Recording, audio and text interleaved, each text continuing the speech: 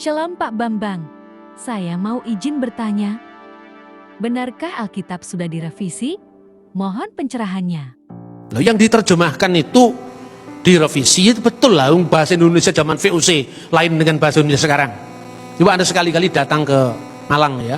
Saya tunjukkan itu Alkitab dari tahun 1629, dari tahun 1733 itu Alkitab yang dibaca Thomas Matulesi Patimura itu. Sebelum dia melawan Belanda, dia di salah satu gereja di Saparua terbuka Mazmur yang menginspirasi perjuangan dia melawan Belanda itu ada. Nah, dalam terjemahan kuno kan dikatakan Tuhan kok sekarang jadi Tuhan. Lupa bahasa-bahasa Melayu itu juga berkembang. Saya sering ditanya begitu tuh, kemudian ya karena bacaan saya itu kan relatif banyak ya. Jadi kalau ditanya-tanya begitu kan dari satu literatur ke literatur lain kan mudah sekali beloknya saya. Saya bilang begini, coba kamu buktikan kapan kata Tuhan mulai dipakai dalam bahasa Indonesia. Bingung dia. Loh kenapa Pak? Loh kata Tuhan itu memang berasal dari kata tuan. Tuan segala tuan itu menjadi Tuhan. Perkembangan antara bahasa Melayu yang ada di Riau, Melayu di Semenanjung, Melayu di Kalimantan, bahasa Melayu yang dipakai di wilayah lain itu beda satu sama lain. Sampai hari ini pun beda. Makanya kalau Anda pergi ke Medan, ayo kita tengok dia. Kalau Anda ngomong tengok di sini menengok orang sakit. Tapi kalau Anda mengatakan mari kita lihat dia, hanya melihat sekilas, tidak menjenguk. Itu antara Medan dengan Jakarta aja beda. Makanya lembaga Alkitab itu harus menyatukan terjemahan yang bisa dipakai oleh seluruh pengguna bahasa Indonesia. Dulu diterjemahkan putra untuk kata Yesus sebagai putra Allah, ya. Bardi Allaha atau Ben Elohim diterjemahkan putra Allah. Bagi orang Jawa rasanya pas ya. Masa kalau anak isopo, anak pitik, apa anak macan itu kan. Tapi kalau nggak ada kan putranya macan bahasa Jawa. Putranipun singo menika mboten ada. Anake singo kan itu kan. Putranipun kucing kan nggak ada kan. Yang ada anake kucing, anake singo kan itu kan. Tapi kalau putranya Den Bei kan menika putranipun Den Bei kan itu kan. Jadi kata putra lebih respect, lebih hormat. Tapi kalau kata putra dipakai dalam bahasa Indonesia, orang di luar Jawa tidak bisa ngerti. Pertama, kelemahan kedua, kata putra itu berkelamin karena untuk laki-laki. Bagaimana ketika anak-anak Allah nggak bisa diterjemahkan? Masa putra-putri Allah? Kami putra-putri Indonesia, masa begitu? Padahal teks satunya cuma satu saja di situ, makanya bergumul berat dalam terjemahan. Itu bukan hanya bahasanya Alkitab, Quran juga begitu, Weda juga begitu. Makanya kita perlu paham teks aslinya. Nah, kata tuan itu dulu artinya ya memang tuan.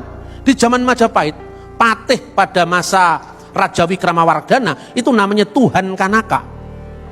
Itu artinya Lord biasa, Tuhan Kanaka. Tapi kemudian seiring dengan perjalanan waktu, baca bukunya Profesor Muhammad Yamin yang meneliti prasasti-prasasti Indonesia kuno.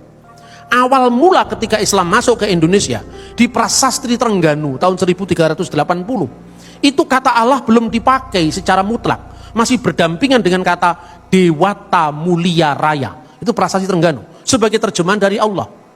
Ungkapan dewata ini dipinjam oleh bahasa Batak menjadi debata. Maka Allah diterjemahkan debata mula jadi Napoleon. Ini perkembangan dari Sanskerta, Arab, Melayu, campur aduk menjadi satu, namanya bahasa. Kemudian berkembang menjadi bahasa Indonesia kita sekarang. Nah, ketika Yesus diterjemahkan Tuan dan Tuhan, itu problem bahasa Indonesia. Problem bahasa Jawa tidak ada. Ketika dia mengatakan Gusti Yesus ing Jumat Agung menika sampun sedo. Tidak ada orang Jawa Gusti kok sedo. Nah tinggal Gustinya loh. Kalau Gusti Patih sedo, sing sedo manusianya, Gustinya tidak bisa sedo karena Gusti itu kan gelar. Lord Charles meninggal. Yang meninggal kan Charlesnya, Lord tidak bisa meninggal. Tapi begitu bahasa Indonesia kita tidak punya kata yang bermakna ganda, Tuan sekaligus Tuhan. Nah itu problem. Makanya kalau Anda mengatakan Tuhan Yesus mati, orang lain ketawa-ketawa. Tuhan kok mati? Tuhan yang menciptakan alam semesta kok mati? Dunia direbut setan selama 3 hari katanya gitu. Coba kalau Anda pindah jadi bahasa Inggris, pindah jadi bahasa Jawa, tidak ada orang tanya begitu.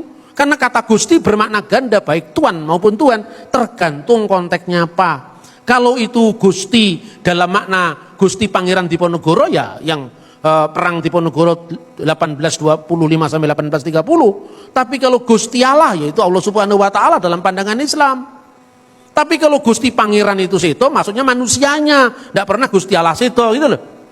Tapi kalau dalam bahasa Indonesia karena keterbatasan penggunaan kata Tuhan dan Tuhan, maka jadi masalah. Jadi saya tegaskan, ketika Yesus disebut Allah, sama sekali tidak bicara tentang kemanusiaannya, tapi bicara tentang firman Allah yang adalah Allah. Ketika kita bicara tentang Yesus sebagai Tuhan, itu kemanusiaannya justru yang disebut Tuhan itu. Jadi Tuhan di sini agak beda dengan pandangan dengan bahasa Indonesia umat Islam. Tiada Tuhan selain Allah, beda. Kalau dalam bahasa Arab kan la ilaha illallah, tidak ada ilah kecuali Allah. Kalau di Kristen kata Tuhan itu maknanya spesifik untuk kurios yang bermakna ganda, baik Tuhan maupun Tuhan. Nah, kalau dalam Islam itu terhadap konteksnya. Kalau orang Islam Jawa ketika mengatakan Gusti Allah ya Tuhan Allah. Tapi kalau Gusti Patih itu bicara manusia, seperti itu. Paham saudara-saudara ya? Jadi artinya kita tidak bisa memaksakan paradigma Islam untuk melihat Kristen dan sebaliknya. Itulah awal dari kesalahpahaman. Jikalau Yesus disebut Tuhan dalam pengertian Tuhan atas segala Tuhan yang berdaulat. Apa itu tidak mengganggu keilahiannya? Tidak. Karena keilahiannya sudah ditegaskan, Yesus itu adalah firman Allah dan firman Allah itu adalah Allah. Tapi ketika menjadi manusia, perhatikan, Allah telah menjadikan dengan pasti Yesus yang kamu salibkan. Yesus yang kamu salibkan, berarti kan kemanusiaannya toh, yang bisa mati toh, sebagai Tuhan dan Kristus. Setelah kebangkitannya, dia disebut Tuhan atas segala Tuhan.